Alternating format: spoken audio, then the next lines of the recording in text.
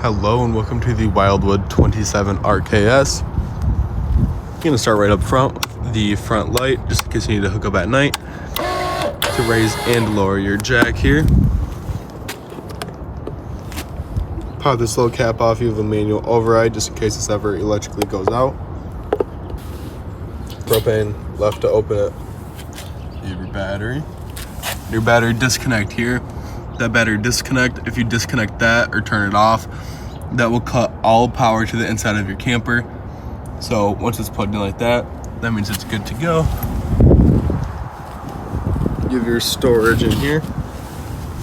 Down here you have these little strong arms. So this little twist here, once you twist that, when you want to lower these, I recommend, well actually lower or higher, make sure those are loose and not tight, because if they're tight it'll end up snapping. So I have it loose so I can extend and retract with this extending and retracting as well. Coming over to the black tank flush. So this black tank flush, basically what this does, once you put a pressurized hose into here, that hose will spit water into your black tank through like a sprinkler form. So basically just turns on a sprinkler inside of your black tank, which actually helps get all the crud and extra toilet paper that may have gotten stuck on the way out. It just gives it one extra flush to help clean it through. You have your city water connection. So the city water connection, that's what you fill or put a hose into when you go to a campground. So along with that, when you pull up to a campground, get up in your spot, you put that hose into here, and that will give you running water. What I do recommend is getting a water pressure regulator. If campgrounds are pushing for a lot of people, it's just gonna have a lot of pressure going through. So I would just recommend getting one so it doesn't blow out your lines. Just underneath here, we have your low point drains, hot and cold side there. And moving over, we have your sewer system. You have your two gray tank pulls and your black tank pull. So what I actually recommend doing is doing the black tank and then your black tank flush, and then go ahead and doing your gray tanks. Your gray tanks are obviously going to be the cleanest water, so, or out of these two here. So I recommend doing the gray tanks last. So when you go to put your hands on there, it has one last little wash before you go ahead and take it off with your hands. These little green caps on your tires indicate that they're filled with nitrogen. You are able to fill it with regular air. It doesn't inflate or deflate with temperature change.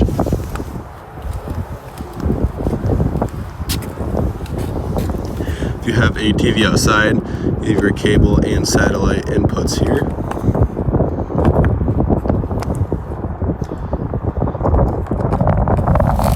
For your power cord, all it is, it's all wound up in there, so you just pull out. Go ahead and plug it into wherever you need to for your shore power. And when to reel it back, just feed it back through. Just like that. You have your water heater here. This is going to be your anode rod. So obviously it's been used, that's why it looks so beat up. But the reason it is beat up is because this takes all the beating instead of your tank here. So this goes inside of this hole here. It's a 1 1/16 socket to tighten down, but the reason why it looks so beat up is obviously, like I said, the hard water is going to eat at that and not your tank, so that rod will deteriorate and break down over time rather than your tank. So to fill this up and to get it kicked on, go ahead, tighten that down with your 1 1/16 socket. Go inside and turn on the hot side of the faucet. It'll start to sputter, and the only thing that is just the air getting completely pushed out of this tank. And then once you have a steady flow, that means this is filled and ready to go. So go ahead, turn on the water heater switch on the inside, which I will show you when we get there. But water does get stagnant, so if you're after a couple of days you need to empty it, all you do is pull this pressure release valve. You'll hear it hiss. Once it's done hissing, that takes all the pressure off of this. So go ahead, take your socket, pull it out, and all the water will start to come out of that hole. Then to make it go faster, all you do is pull that tab once again, and that'll open up and shoot all the water out. Your camper is backup camera ready, so if you do purchase a backup camera, you just unscrew all 4 of those little screws in there, pop that plate off, plug your camera in, and you have a little tablet which will go into your cigarette lighter. Once it's in there, go ahead and turn your running lights on. You want to have your running lights on and not on auto, so it'll always feed through. So once again, just go ahead and put that tablet in your cigarette lighter, turn on the running lights, and it'll feed.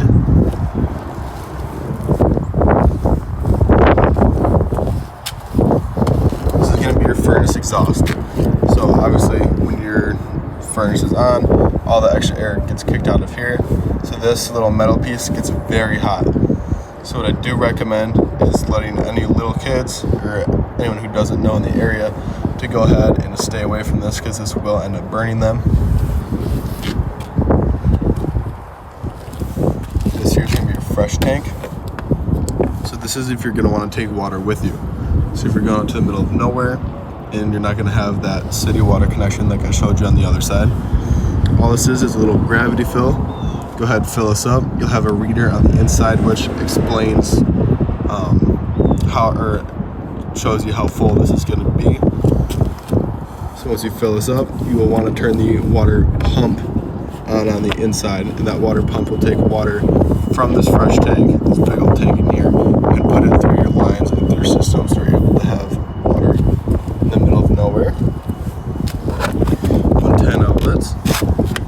Outside speaker again. Coming to your front side, if you get a solar panel, make sure it just lines up with that little bit there, and it plugs right to the front for your stairs here. Go ahead and make sure your door is all the way open when it comes in and out, because obviously if it's not, you can see from previous experiences here, the last owners did hit it, but that's just a warning. So to take these down, you just press one direction, you can go either way, it works the same, but it just pulls these little pieces from the door. You can pull it and drop down, but these little pins here, you press that in, you can adjust the height. The reason why you do want to adjust the height is so it's completely flush on either side here, because if you do try to close the door, it'll rip off the little furry and the rubber part from behind your door. Coming to the inside of your camper here, you have all your electronic work. So you have your water pump, just like I explained. That's going to be when you fill up that fresh tank and you take that water with you. You have no pressurized hose to push it through your lines. You turn on this water pump, and this pump will shoot water into your lines and through your systems. That water heater switch that I explained, once you have a steady flow of water coming out of that hot side, go ahead and turn it on. Give your lights for the outside, lights for the little bar in the back there.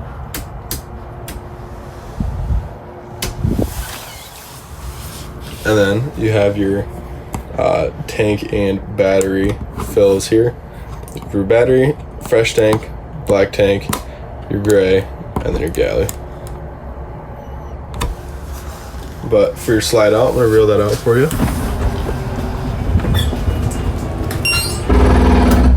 Once you hear that gear grinding noise, you know you're fully extended.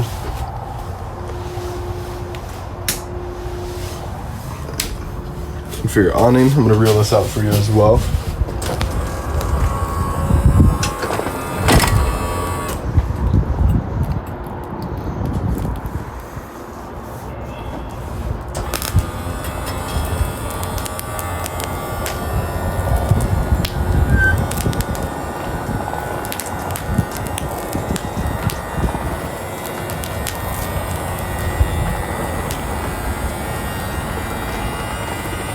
So you know it's fully extended when the little, well, the flap's not coming down, but when you see that little bar there, it's just that light gray bar. Once you see that, go ahead and stop.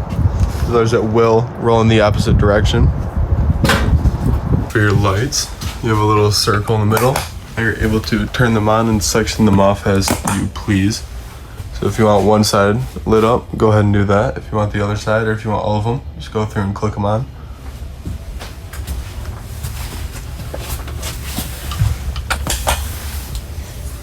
For the AC, heat, and everything else here, all you gotta do is click fan low, fan high, fan auto, or cool high, cool low, and a cool auto, along with heat and off. Everything is controlled through this line button here, and then you control your heat from the up and down arrows there. You are going to need solution for your toilet. It's just toilet solution. What it is it helps break down solids and smells. And the RV grade toilet paper. The toilet paper will help actually break down easier, so it won't end up clogging your systems if it's obviously too strong. But solution and RV grade toilet paper. You have a little switch here. Control the light for the fan. Open it up through a little twist here.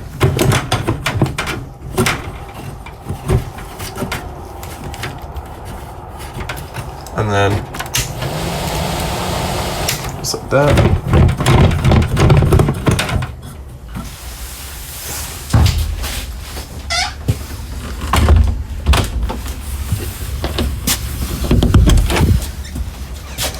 But if you lift underneath, you can feel a little wood piece.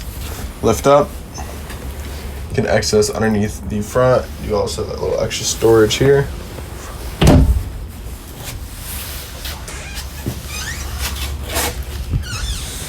Thing I forgot. You also have a TV backer location here, and you just got to plug it in here and your 110 outlets in order for it to work. You have a TV backer here. Just beneath it, you have a remote for your little space heater here. This is for your TV, so when you plug your TV in here, you can channel between cable and satellite stations, just like there. For your sound bar, click and hold. Mobile gives you it's going to be on the radio right now, but to change that, all you do is click mode. You can circulate between aux, radio, TV, Bluetooth, you name it. Zone 1 is going to be this speaker here. Zone 2 is going to be the speaker outside. And you can mute them both by just clicking them, or you can mute them with this button right here. And then obviously volume, mode, select, HDMI, USB. Goodbye. Now for your space heater, tap to turn on. This is going to be hot, high and low.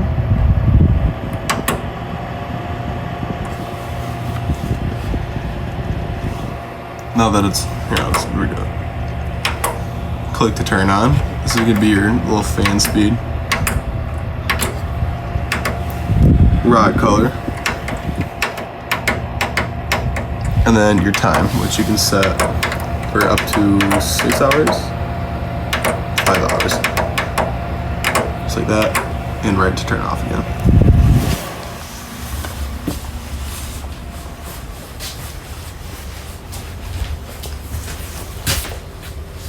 For the chairs, go ahead and sit down and just lean back, and it'll automatically kick the feet up for you. Go ahead farther. Of course, you just lean your head back. You just gotta sit up, put your feet in, and now your chair's back in.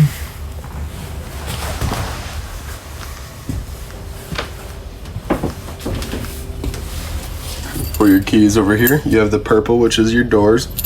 And these are gonna be your baggage doors, so little storage compartments outside. This is what this is gonna control.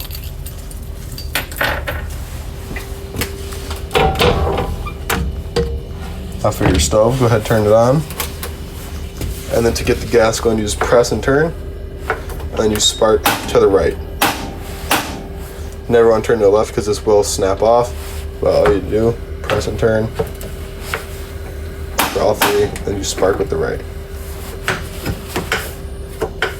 And for the last part here, click, turn to the little flame symbol. That flame, you'll see a tiny little flame appear in the back of the oven. Once you see that, then you go ahead and turn to your desired temperature.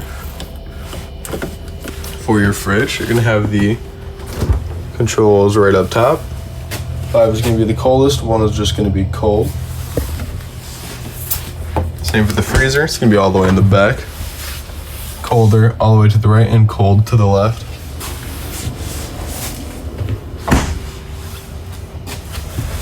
Right down here, you have your breakers and fuses. Everything's labeled. I do recommend bringing extra fuses just in case. I'd rather be safe than sorry, but that's just a recommendation. You don't need to. But once again, breakers, everything is labeled. For your table here, what I do actually recommend doing for travel is putting this in the bed position, which I'll show you in just a moment. But the reason why is because when this starts to move, the poles on here are going to start to warp, and then eventually you're going to need to buy new poles. And for your couch to lay it down, all you do is pull up and pull down. To pull it, put it back into a couch. Same concept, you pull up, it'll fold. Go ahead and put a little bit of pressure as you move it forward, and it'll fold just like that. Get your storage underneath. So for travel, I put this down, and I put the poles inside of here so they don't roll around on the main floor. They just roll around in here. For your AC, once this is on, if you want it just to dump out the sides here and go straight down, go ahead and open those up. But if you want to push it along the camper, go ahead and close them. Once they're closed, they're going to start traveling through the vents that are actually in the ceiling all around. Just like that.